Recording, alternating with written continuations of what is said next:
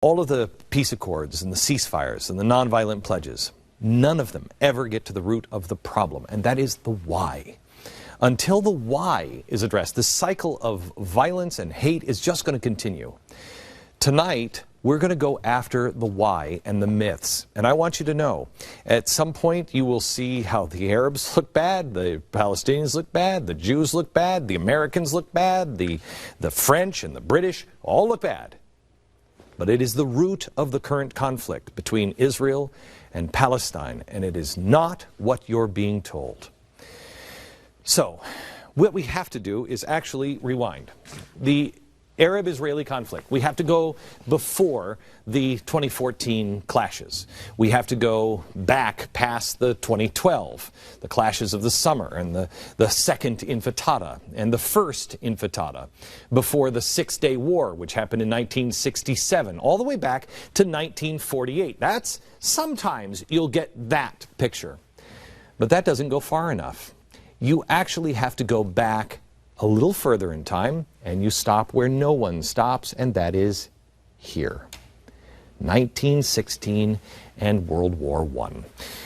The world is at war for the first time, and it is divided. And it is divided like this. You have the Allied powers in the orange, and then you have in the purple the Central powers.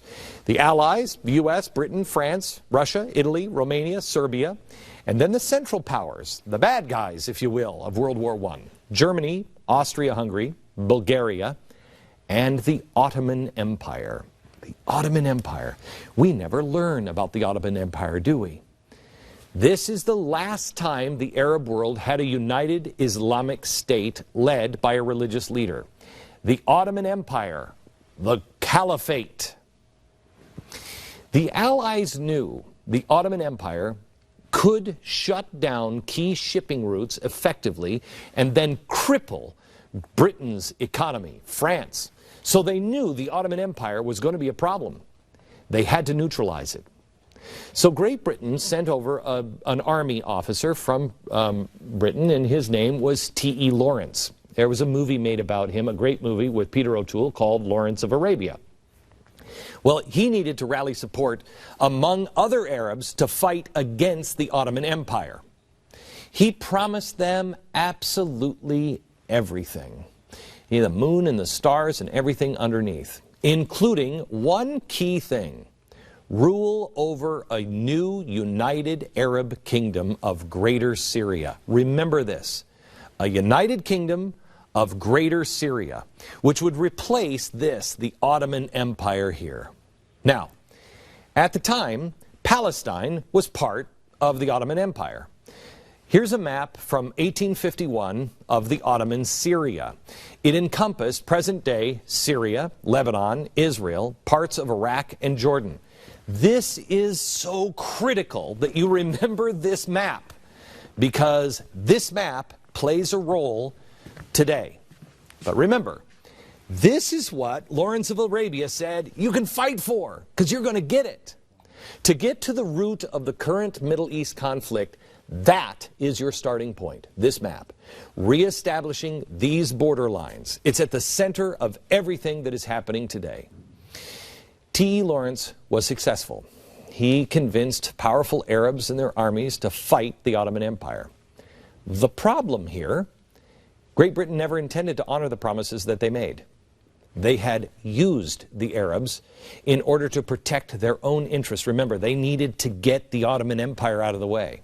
The entire time Lawrence was negotiating with the Arabs, Great Britain, behind everybody's back, was negotiating with France and planning how they were going to actually divide up the Middle East after the war. They needed to make sure there was no united Arab kingdom that would ever get in the way. That wasn't in the cards. So there's two people, and these are the two names that you have to remember. Remember these names. Francois-Georges Picot of France and Britain's Mark Sykes. They led the negotiations. They came up with a whole bunch of new borders. I just want you to remember these two names because it's critical. Sykes-Picot. Sykes-Picot. Here, is what the British and the French and the Russian diplomats secretly agreed to on May 16th, 1916. Remember, the goal was to divide the Arabs, not to unite them, divide them so they could protect the trade routes. They didn't care about the Arabs, they didn't care about the Jews, they didn't care about anything. They wanted the trade routes. The Middle East was now fractured, which, if you keep it fractured, the British and their allies in the region can control it. They wanted it that way. So new lines were drawn. And these new lines never existed before. There were no countries like this before, but they existed under Sykes-Picot. The Arabs were forced to accept this Western European model of the nation states because they had no choice. Yet, no one on television, our president, will not sit down and actually talk. I don't even know if the president really knows this. It's easy, it's not hard, his advisors do, but why aren't we talking about this? Because if you look at this, if you understand what happened in this part of history, you understand everything revolves around this, and you know what to do with the problems today. But the problem here is, at this time, the goal was to fracture the Arab world. But just a few years later, in 1921, Palestine was split for the very first time. Under the British mandate, the area of east of the Jordan River was called Transjordan, and it went to the Emir Abdullah of the Hashemites. West of the Jordan River was the region for a Jewish homeland in Palestine. It was not an official state at the time, it was just a safe place to live. Britain, at the time, convinced Woodrow Wilson's League of Nations to support these new boundaries that led to the creation of the mandate for Palestine and Transjordan. They were both under British control. This is the real beginning that you never really hear about.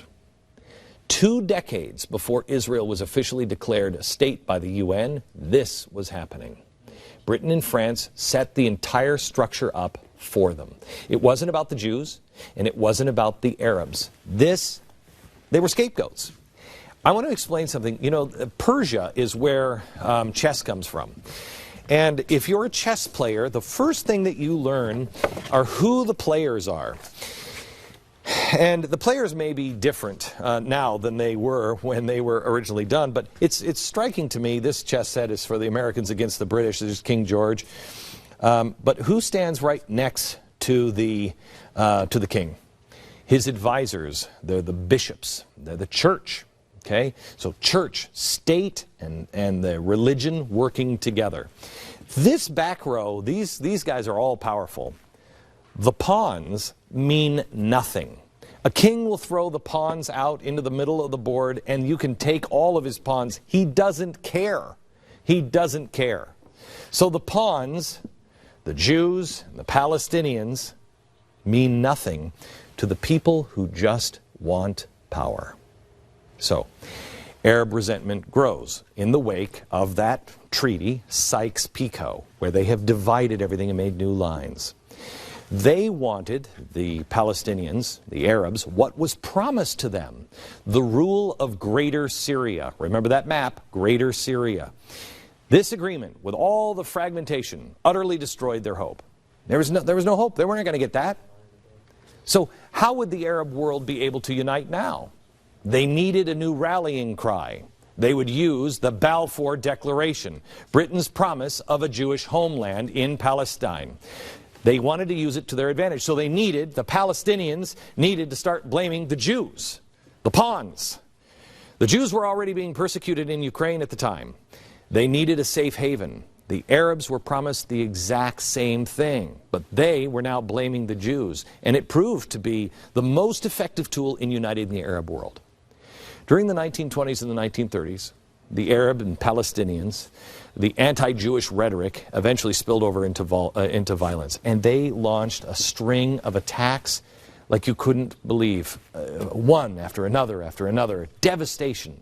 And it all culminated with the 1936 Arab revolt against the British peacekeeping troops. The excuse for the violent uprising?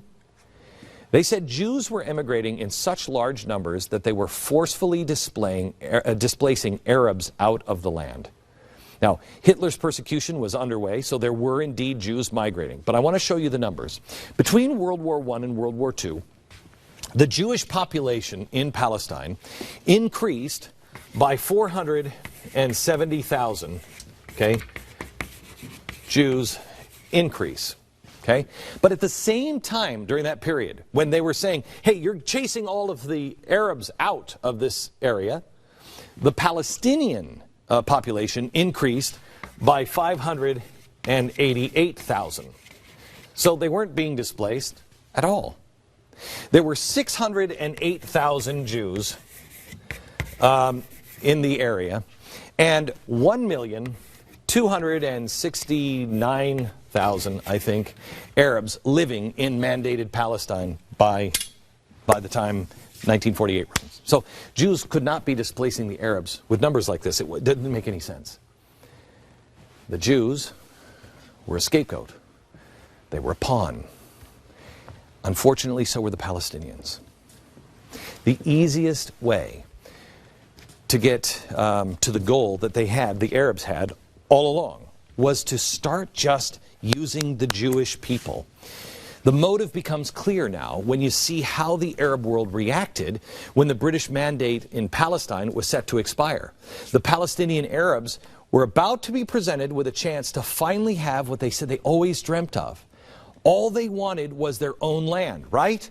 So now, here comes the UN, and they have this mandate. In 1947, the Jewish Agency appealed to the United Nations. Watch this. In Palestine, they will see what the Jewish people, inspired by the hope of reconstituting their national home after the long, weary centuries of their homelessness, and relying upon the honor and the pledged word of the world community, has achieved in a few short years against great odds and seemingly insurmountable physical handicaps. We hope that that people, now rebuilding again its national life and its ancient homeland, will be welcomed before long by you to this noble fellowship of the United Nations. Okay, so remember, the British put together this partition, and they had this partition, Transjordan and the Israeli state. So it was a two-state solution. It was split 56% Jewish, 43% Arab. 56 looks big, but much of the land's not sufficient for crops. So it's pretty close. Jerusalem, an international zone. The Jewish people accepted the plan. And if the Palestinian homeland was the goal for the Arab world, not the Palestinians, the Arab world, all they had to do was agree. But remember, the scapegoat goes away. The pawns are no longer being able to be controlled and used by the kings. The real goal of the kings was uniting the Arab kingdom, one united Arab kingdom, a return of the Ottoman Empire, gaining control of Greater Syria, which is all of that land. If you make peace with Israel, that all goes out the window. So when they were presented with what they said they wanted and always wanted, the nation of their own, they said no. And then all hell broke loose.